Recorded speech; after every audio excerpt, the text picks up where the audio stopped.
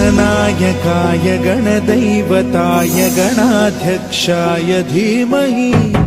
गुणशरीराय गुणमण्डिताय गुणेशानाय धीमहि गुणातीताय गुणाधीशाय गुणप्रविष्टाय धीमहि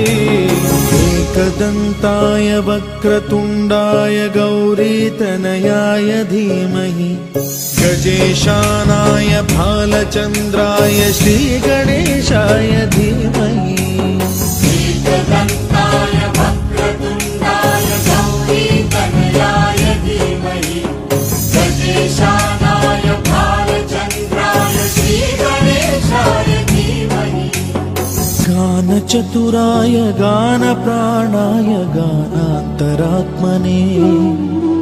गानोत्सुकाय गानमत्ताय गानोत्सुकमनसे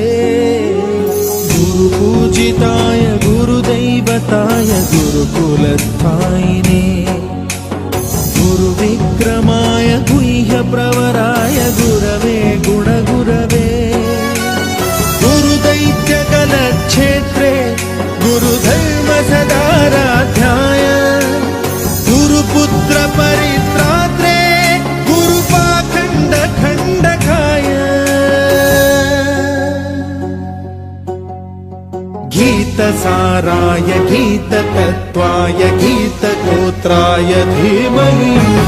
गूढगुल्फाय गन्धमत्ताय गोजयप्रदाय धीमहि गुणातीताय गुणाधीशाय गुणप्रविष्टाय धीमहि एकदन्ताय वक्रतुण्डाय गौरीतनयाय धीमहि